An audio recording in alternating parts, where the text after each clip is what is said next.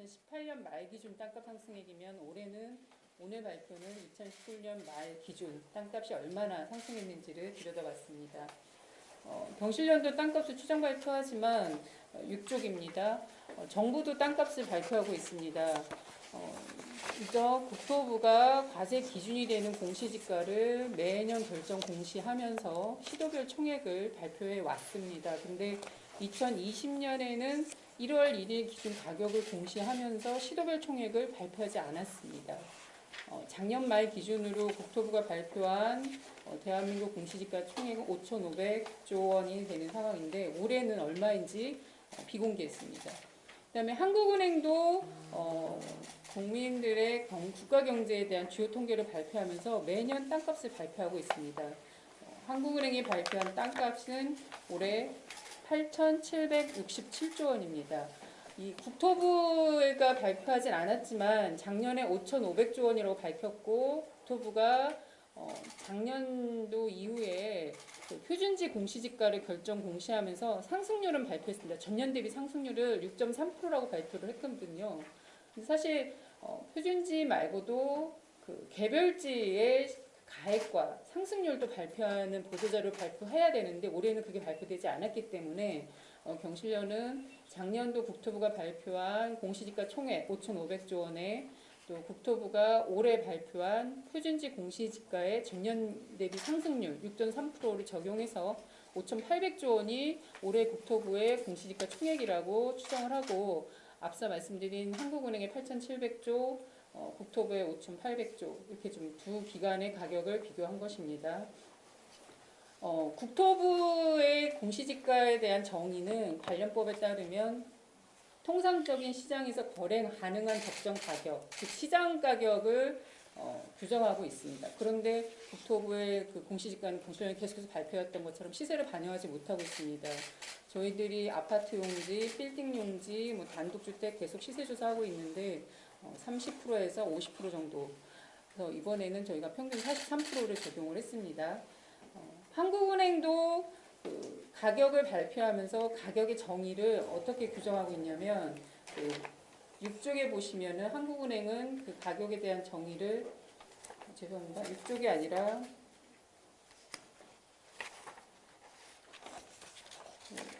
보도자료에 보시면 5쪽입니다. 5쪽에서도 한국은행도 기록 시점의 현재 가격, 즉 시장 가격이라고 규정하고 있습니다. 국토부, 한국은행 모두 시장 가격이라는 규정을 내포하고 있음에도 불구하고 가격 차이가 많이 나는 것을 다시 한번 확인할 수 있고요. 경실련은 국토부가 발표한 공시지가에 경실련이 수차례 지속적으로 발표한 시세 반영률을 적용해서 올해 땅값을 추정한 결과 1경 2,281조 원이 전체 땅값으로 추정이 됩니다. 이 중 정부가 포함하고 있는 땅을 제외한 1경 104조 원이 올해 2019년 말 기준 대한민국 땅값으로 저희는 추정됩니다. 이 땅값을 그 하는 자료와 국토부 자료와 비교해 보면 7쪽의 그림 1로 보시면 아시겠지만 한국은행의 자료는 경실련이 추정한 시세의 65%를 반영하고 있고 또 국토부의 공시지가는 과세 기준임에도 불구하고 실질적인 시세의 43%만 반영하고 있다. 이제 다시 확인하실 수 있고요. 그럼 이거의 땅값은 얼마나 정권별로 상승했는지 8쪽을 보시면 차트를 보실 수 있습니다. 그 그림을 2에서도 보실 수 있지만 그 차트 추이가 경실련이 맨 위에 곡선입니다. 보면은 경실련은 급등하고 안정하고 급등한 것들이 쉽게 그 가격 추이를 보실 수 있는 반면 한국은행과 국토부 자료는 가격이 상승하거나 하락하는 추이가 되게 완만하거나 특히 박근혜 이명박 정부에서 땅값이 하락하는 시점에도 오히려 상승 추세를 보이는 걸 확인하실 수가 있습니다. 시세를 제대로 반영하고 있지 않다라고 저희들이 보는 이유입니다. 정권별 상승액을 비교해 보면 9쪽을 보시면 차트에서도 확인하신 것처럼 노무현 정부와 문재인 정부에서 가장 가파르게 상승한 것을 알 수 있습니다. 정권별 상승액은 표 1에 보시면 노무현 정부에서 3,123조 원이 상승했고 문재인 정부에서는 2,669조 원이 상승했습니다. 공시지가가 도입된 게 1990년 이후이기 때문에 1990년 이후의 땅값 상승액을 보면 약 8,600조 원이 상승을 했는데 이 중에 그 노무현 정부, 문재인 정부에서 67%가 상승한 것을 확인하실 수가 있습니다. 또 그 각 정권별 상승률은 그 표에 보시면 문재인 정부에서만 2,669조 원이 상승했는데 이는 정권 초인 7,435조 원 대비 36%입니다. 36%가 문재인 정부에서 땅값이 상승했다. 이렇게 확인하시면 될 것 같습니다. 이렇게 땅값이 상승하면 당연히 불로소득이 증가할 수밖에 없는데 그럼 그에 반해서 땀 흘린 대가는 얼마나 상승했는지 비교해 봤습니다. 분석자료 10쪽을 보시면 불로소득과 근로소득을 비교했는데요. 그 땅값 상승액 2,669조 원을 대한민국 가구 수로 나누면 한 가구당 1억 3천만 원 정도의 불로소득이 발생했다라는 계산이 나옵니다. 반면 대한민국 2인 이상 가구, 통계청이 제시하고 있는 2인 이상 가구의 소득은 얼마나 증가했는가 보시면 2016년 말 5,170만 원에서 2019년 말 5,720만 원으로 552만 원이 증가했습니다. 마찬가지로 문재인 정부에서 최고로 임금이 상승했다는 최저임금을 얼마나 상승했는지 들여다보면 연간 소득이 2016년 말 1,620만 원에서 2019년 말 2,150만 원으로 530만 원 정도 상승했습니다. 즉 이거를 불로소득과 비교해 보면 불로소득 가구당 1억 3천만 원 발생했을 때 가구 소득은 552만 원, 최저임금 소득은 532만 원이 증가했다. 즉 비교해 보면 최저임금이나 가구소득, 즉 근로소득이나 땀 흘린 대가가 불로소득에 비해 형편없이 불로소득이 엄청나게 많이 올랐다는 걸 다시 확인할 수 있고요. 각각 비교해 보면 가구소득 대비 23배, 최저임금 상승액 대비 25배의 규모의 불로소득이 발생했다. 문재인 정부의 소득주도 성장이 아니라 불로소득층도 성장을 해왔음을 다시 한번 확인하실 수 있습니다. 예, 정부가 이렇게 지금 만들어낸 국토부와 한국은행 땅값 통계가 서로 이렇게 다른데 사실 이런 통계를 작성하는데 정부가 예산은 1,000억, 1,800억 정도의 예산이 매년 들어가고 있습니다. 그런 통계가 이렇게 다른 걸 다시 확인할 수 있는 게 상승률입니다. 지금 국토부는 공시지가도 발표하고 있고 한국은행도 땅값을 발표하고 있지만 이와 별개로 지가 변동률이라는 또 수치를 발표하고 있습니다. 국토부가 발표한 지가 변동률의 연말 기준으로 전년 말 대비 상승률을 보시면 페이지 10쪽에 2017년 기준 3.8%에서 2018년 말은 4.5%, 2019년 3.9%가 전년 말 대비 상승률입니다. 이걸 다 합치면 12.2%, 정부 지가 변동률의 3년 상승률을 누계치는 12.2%입니다. 하지만 한국은행이 발표한 땅값을 같은 시점으로 전년 대비 상승률을 계산하면 22.4%로 국토부 상승률과는 2배 정도의 차이가 납니다. 경실련도 전년 대비 상승률 기준으로 누계를 하면 32% 정도로 지가 변동률이 경실련 시세의 상승률의 3분의 1 수준에 불과하다. 다시 한번 확인하실 수 있어서 이러한 정부 통계가 서로 어긋나는 점, 또 시세를 제대로 반영하지 않고 있다는 점을 다시 한번 확인을 할 수 있었습니다. 네, 이상입니다. 네, 발표 말씀 잘 들었습니다. 중간에 잠시 좀 광고 말씀 한 가지 드릴 게 있습니다. 저희 경실련에서는 기자회견이 진행될 때마다 좀 가급적이면 많은 분들께서 좀 보실 수 있도록 온라인으로 좀 생중계를 진행을 하고 있는 중이거든요. 혹시 뭐 지인분들께서 이렇게 좀 기자회견 참석하시고 싶으셨는데 부득이한 사정으로 참석하시지 못하셨다 하시는 분 계시면 유튜브에서 저희 경실련을 검색하시면 생중계 페이지를 보실 수가 있거든요. 링크를 전달해 주셔도 간접적으로나마 좀 다른 분들께서 참석할 그 기자회견 중계 현장을 좀 느끼실 수 있도록 이렇게 도움이 될 것 같습니다. 예, 좀 많은 홍보 좀 부탁을 드리고요. 이어서 저희 경실련에서 이런 땅값 추세에 따른 어떤 해결 방책을 좀 주장을 하고 있는지 저희 주장에 대해서 김원동 본부장님께서 말씀드리도록 하겠습니다. 예, 오늘 또 이런 기자회견을 한 이유는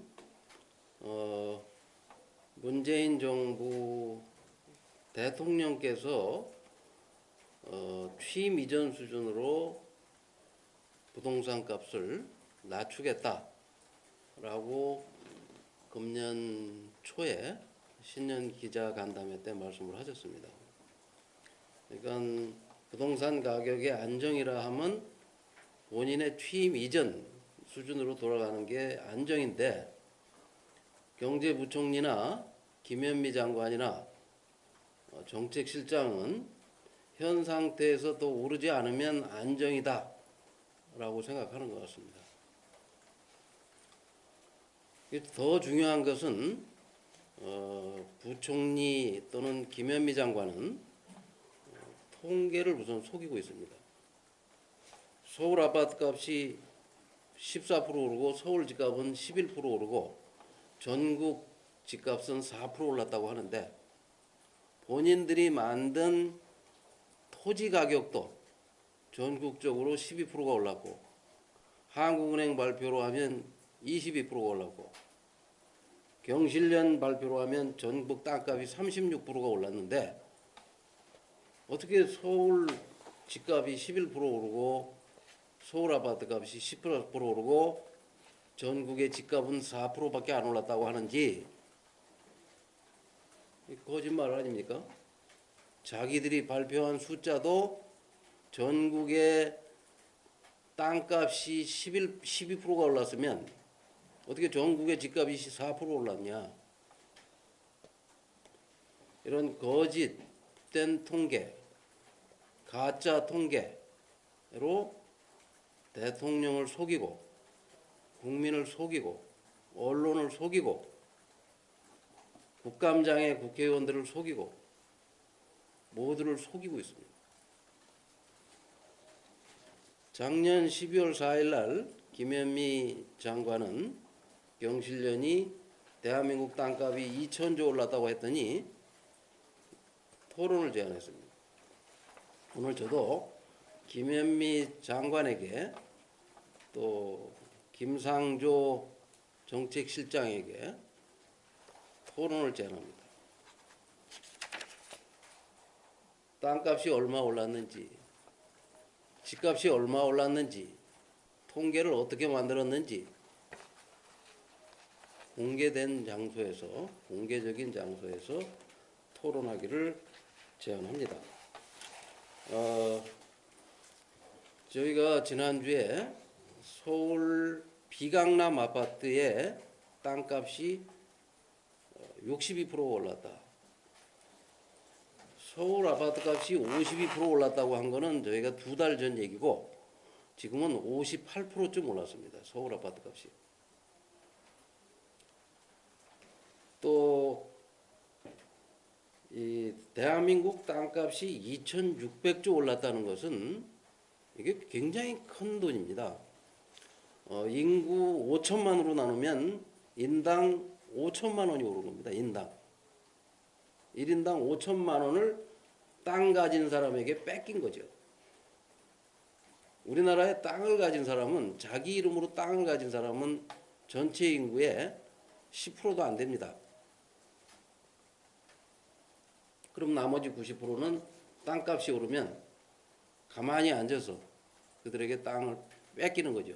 인당 5천만 원, 가구당 1억 5천 불로소득이 생겼는데, 불로소득이 땀 흘려서 일해서 벌어서 모은 돈은 가구당 1년에 500만 원 모으기도 힘든데 대다수의 사람들은 적자인데 이 엄청난 불로소득은 누구에게 가느냐? 재벌과 토건업자와 건물주와 고위 공직자, 그들이 다 차지합니다. 그래서 대통령께서는 이 무능한 국민을 속이는 경제부총리와 장관을 당장 교체하라고 저희가 지금 2~3달 전부터 제안을 하고 있는데 왜 교체를 못 하시는지, 공개된 장소에서 이들과 토론을 할 수 있게, 아니면 대통령께서 직접 누구 어떤 통계가 맞는지 가장 믿을 만한 사람을 시켜서 확인을 좀 했으면, 그리고 그것이 확인된 숫자를 공개했으면, 이거 뭐 검찰 수사를 할 수도 없는 것이고, 감사원의 감사를 통하는 방법, 뭐 여러 가지 방법. 도대체 이 나라의 부동산 통계는 아무도 모른다, 공개할 수가 없다, 뭐 비밀이다, 이런 식으로 가고 있는데, 저희는 끝까지 국민들께 이 거짓 자료가, 서울 땅값이 얼마 올랐는지 또 다음 주에 저희가 밝히겠습니다. 지난번에는 비강남만 했는데 서울 전체로 확대해서 또 수도권 전체가 얼마 올랐는지, 전국적으로는 얼마 올랐는지 끊임없이 대통령이 조작하는 장관을 교체할 때까지, 조작을 바로 잡을 때까지, 잘못을 인정하고 책임자를 처벌할 때까지 끊임없이 할 겁니다. 이상입니다. 네. 이 땅값과 부동산 관련된 통계가 많은 문제가 있다는 점에 대해서 저희가 앞으로도 계속 지적을 할 예정이고요. 여러분들께서 이 통계 문제가 진정 개선될 수 있도록 앞으로도 좀 꾸준히 관심을 좀 계속해서 부탁드리도록 하겠습니다. 혹시 마지막으로 질문사항 있으십니까? 네. 수원인데요. 네네. 국제토론 대상이 김현미 장관을 하시는 거면 구청까지 포함하시는 거예요? 예, 청와대 정책실장이나 김현미 장관이 또는 홍남기 경제부총리가 됐든 책임질 수 있는 사람, 책임 있는 사람과 1대1도 좋고 언제든지 공개된 장소에서 토론을 하기를 바랍니다. 왜 자꾸 속이는지, 무엇이 두려워서 감추는지, 속여서 누구에게 어떤 이득이 돌아가는지,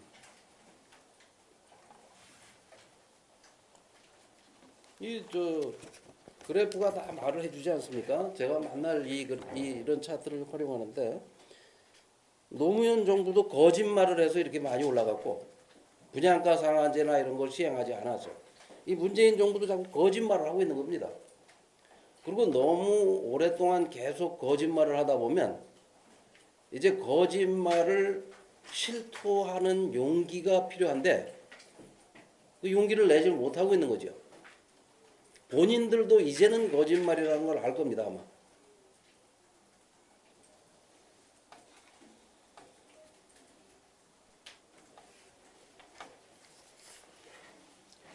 그 나눠드린 보도자료에 15쪽을 보시면 이제 저희가 계속해서 올해 국토부가 공시지가 통계를 발표하지 않았다라는 걸 이제 강조하고 있는데요.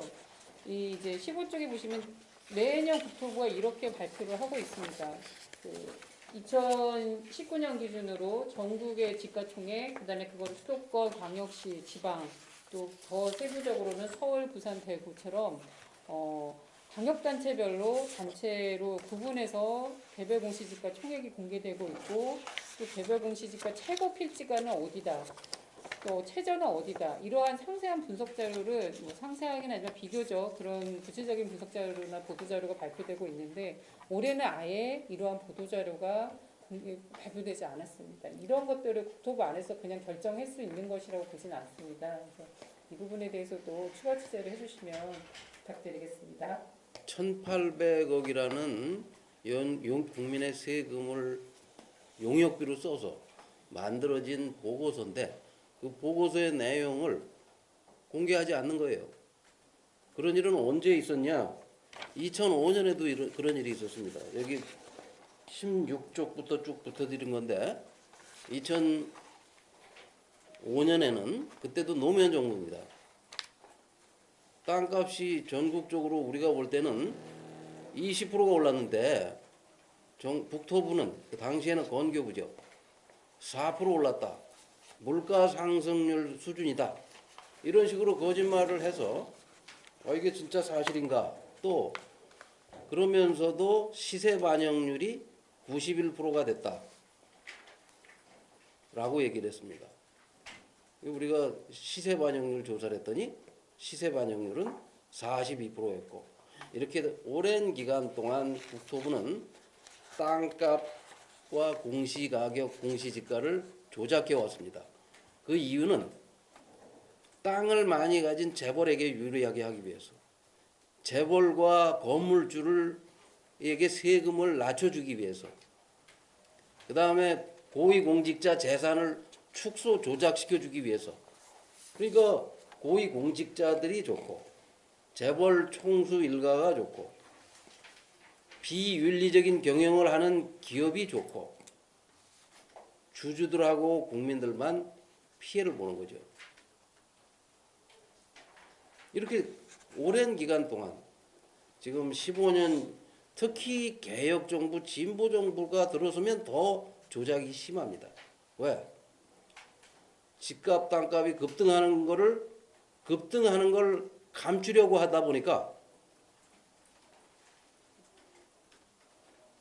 이 조작의 규모나 액수가 더 커지는 거죠. 조작의 필요가 약간 그런 여러 가지들이 나타나는 겁니다. 그거를 우리만 알아서는 안 되겠다. 모두가 알아야 되죠. 국민 모두가 이런 조작이 누구에게 이루어온가, 왜 조작하나, 누가 조작하나, 얼마나 조작됐나 이런 것들을 상세하게 저희는 한꺼번에 다 알릴 수는 없고 단계별로, 지역별로, 권역별로 또 사례를 들어서 알려드리겠습니다. 네, 혹시 추가하시는 사항 없으시면 뭐 개인적으로 또 질문 계속해서 하시면 될 것 같고요. 네, 이상 기자회견 마치도록 하겠습니다. 네, 참여해 주셔서 감사합니다. 고맙습니다.